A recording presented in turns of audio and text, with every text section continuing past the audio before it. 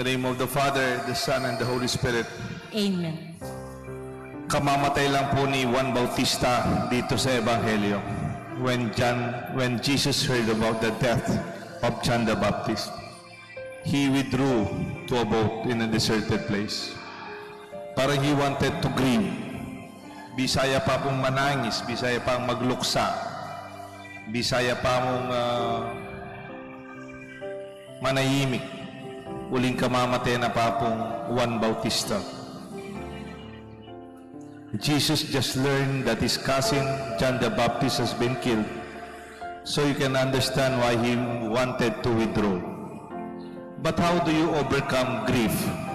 Potang manangis ka, potang may nasakit ka, potang ating problema, makanano mong alugpusan iti. Jesus bisay muntak yan tahimik ka lugar. Bisay muntak yan lugar makapagdili-dili yan.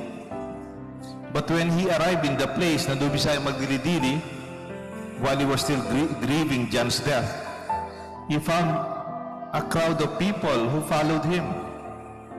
And so, turning to his Father's grace, he got out of the boat and started healing the sick.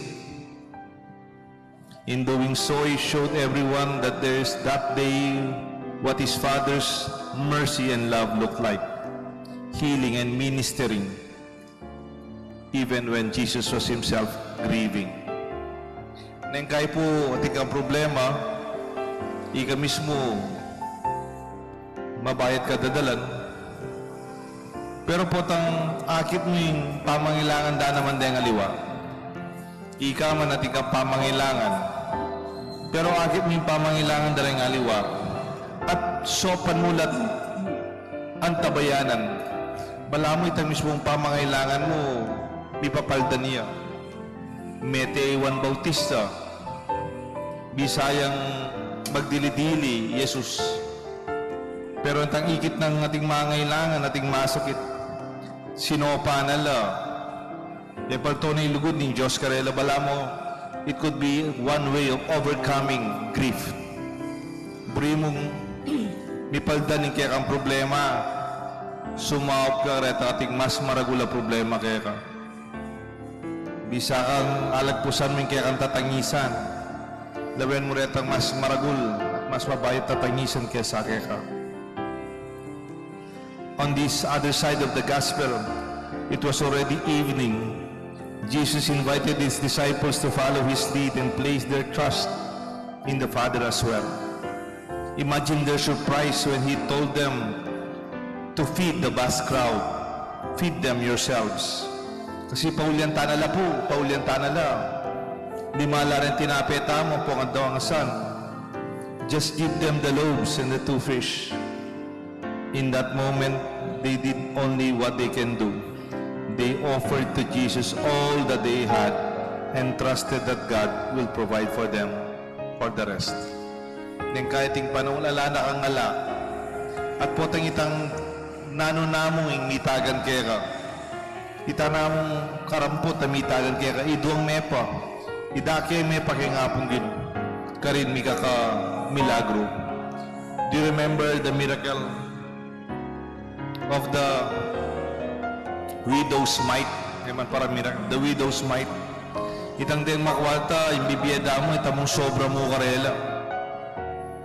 Diba Jesus sapang sinane, itang ating metong nga biyuda, kingwane yung pera na, yanamo, yung pera na, binyene pa kintemplo bilang pamagain, nga ng Jesus ini, mas magrasyaya, kaysa karetang memye keng kalabisan damo, kaya sobra mo. Being in this place of scarcity, where what they had wasn't enough, gave the disciples the opportunity to rely on God.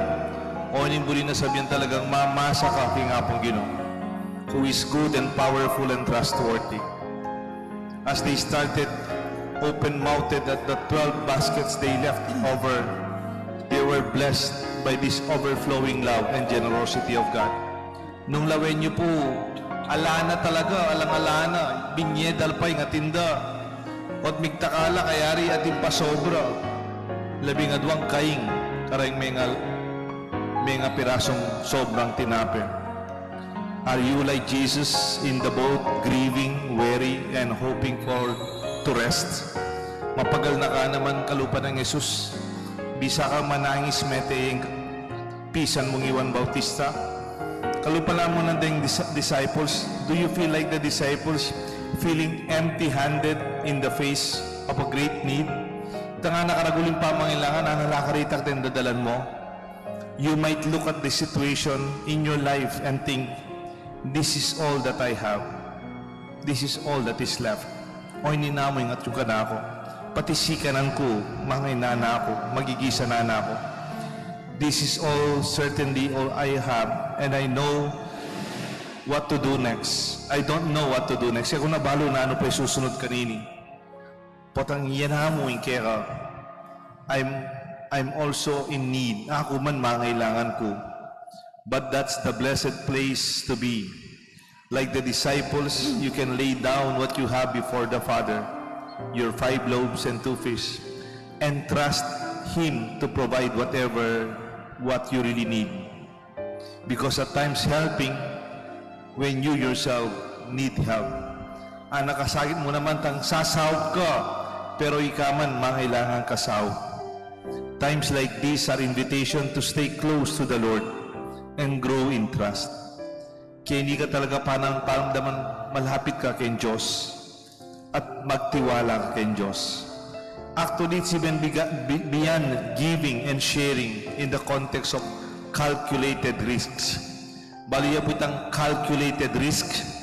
Itang mamiya ka pero makasukat uling balo mo, naman mabawasan ng kaya ka.